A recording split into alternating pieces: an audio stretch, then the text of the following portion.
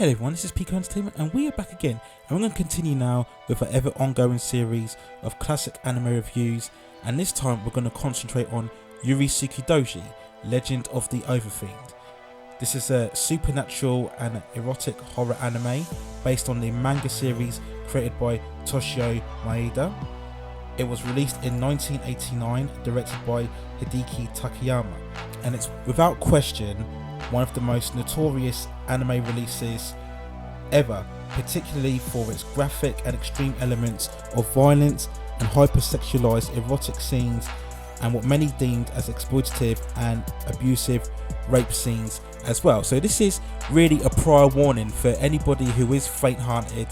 If you are shocked indeed by scenes of sexual violence or horror, then this might be an anime that you may want to skip, and even by anime standards, and that's saying something in particular. This is without doubt really one of the most graphic anime movies out there. So this is just a prior warning before I go deep into this review. If you are anyway deemed uncomfortable by the serious subject tone and the horror elements and the sexual elements of anime, then this may be an anime that you may want to skip. So the setup of Urotsukidoji is that the world is divided into three species: the world of humans, the one of man-beasts, and the world of demons. And legend has it that every 3,000 years a super powerful being known as the Chojin will emerge to unite all these three worlds together in the land of eternity. There are some people who wait eagerly to see this prophecy come true, and then there are others who work towards destroying the Chojin as they believe the legend to be untrue and that it will result in the world's destruction. The main antagonist of the story, Amano, who is a man-beast, is one of those who does believe in the Chojin will result in the land of eternity, and he has been searching for the Chojin for over 300 years, and he goes around the present day world looking at people who he believes has the potential to be the Chojin, and he overall wants to see that prophecy realised. We have his sister Megumi, who too searches for the Chojin, and her and her brother have different ideas and interpretation of what the Chojin is, and different people who will harness the power of the demon. And overall they work together. There's a very strong bond, and they're constantly having bets as to who will be correct in guessing the identity of the Chojin. We have Nagumo, who is a very shy and nervous student for which Amano believes is the Chojin, and he is in love with Ikimi, who herself is very shy and nervous, and she ends up building a connection and a relationship with Nagumo, and over the course of the story we see how the quest for Chojin affects both of them and the toll it takes on them on a personal level. We also have Nikki, who is a fellow student who is obsessed with Ikimi and is extremely jealous of her relationship with Nagumo, and over the course of the story we see again how the quest for the Chojin affects his storyline going forward. And we live in a world where the demons very much infiltrate the humans, and they are like predators, constantly preying on them and using them for their sexual desires, assimilating them, assaulting them, and we see these through the very graphic and horror sequences that I mentioned before. So what is good about Urotsukidoji? What is the plus points of this anime? Well, I think the setup in the beginning is quite a compelling one, as we see the characters go on their journey trying to discover who the Chojin is, and it does a good job at the beginning of establishing the meaning of the Chojin and what will happen if it's discovered, and it looks at both sides of whether the prophecy will come true and other elements whether the prophecy doesn't come true. I think the characters overall are very likeable. Amano is a very likeable antagonist. He's very lively on his feet, but he's got that likability about him.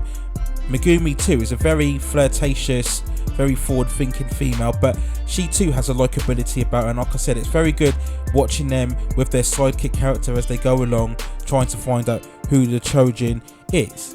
It does spend a good time building up the characterization of both Nagumo and Ikimi and establishing their relationship on it. We do see good scenes of the toll it takes on Nagumo and Ikimi as they try to cope with what's going on around them. For all the explicit scenes, there is a good amount of horror, and some of it is very intense. Some scenes are built up very well, and some of these sequences do a good job of building up the sense of jeopardy and a sense of atmosphere as we see people constantly getting assaulted and preyed upon by the demon beasts. I think when the film concentrates on its horror elements, I think that's when it's at its strongest, and when it concentrates on the certain plot points with the main characters, I think it can be quite a compelling and engaging story to follow. Now, some of the bad points about Urotsukidoji, and I think one of the major points, is the pacing and the narrative. It really is all over the place. We start off by beginning with the protagonists and what they're trying to do, but as the story develops, we kind of shift to different plot arcs and subplots and backstories, and there's really no cohesiveness within the storytelling. It really is sporadic and all over the place. And when you consider the very 80s cheesy soundtrack as well, and the musical score as well, is very uncoordinated at times and doesn't tune in very well with the action or the sequences, so it can get a bit distorted and very chaotic to watch, and I think sometimes it gets very lost in the story that it's trying to tell. This is in particularly with the building climax, where things really do spill out all over the place and the story just kind of falls apart towards the final climax on here. Now, I did mention several times about the explicit scenes throughout this movie, and yes, they are very explicit, from the horror scenes and the very sexual graphic scenes on here, and I think even by anime standards, I think these are scenes that I think are just over the top, and it goes too far because it doesn't really serve any purpose.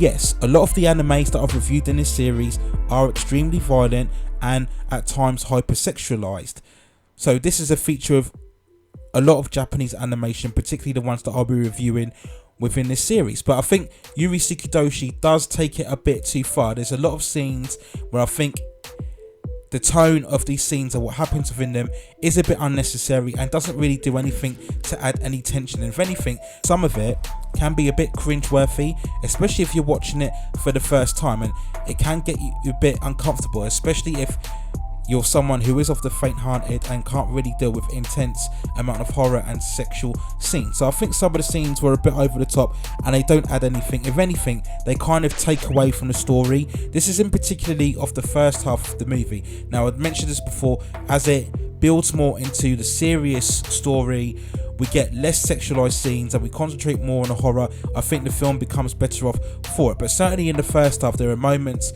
of highly sexualized tone which I think was very unnecessary and didn't do anything to add well to the story. So if I had to give a score for Urotsukidoji, I would give it a 6.3 out of 10. It's very intense, there are very scary moments and intense moments, atmospheric of horror. There are likeable characters within the protagonist roles and supporting characters as well, and for certain parts the story is compelling, but I think the narrative overall is very scattershot and all over the place, and the tone really drifts from here to there, and it gets a bit chaotic and explosive towards the end, losing itself within the story elements. And I think the overall graphic nature of much of the scenes, particularly in the first half of the movie, are really unwarranted and don't do anything to add to the overall story or the plot. So those are my thoughts on Urotsukidoji. Let me know what you think in the comments below. Were you someone who was very unsettled by this anime when you saw it for the first time, or do you think it is actually one of the best animes out there? You weren't too concerned about the graphic nature of the scenes throughout this movie and you just enjoyed it for what it was, and you think that the graphic nature of this animation actually added to the story and made it for a much more intense and compelling series. So those are my thoughts on Urotsukidoji. I will be later on in this series also reviewing the sequel, Legend of the Demon Room, which I actually think is a superior piece to this original, so stay tuned for that. Also hit those like and subscribe buttons and help me grow this channel as I try to provide more content for you in the future. You can also check out the channel playlist, the anime playlist, which you will see several other animes that I review from the classic era, and don't worry, I will eventually go on to review more recent animes and series later on. So those are my thoughts on Urotsukidoji, Legends of the Overfiend. Let me know what you think in the comments below. That's it for now. Take care of yourselves, and I will see you very, very soon.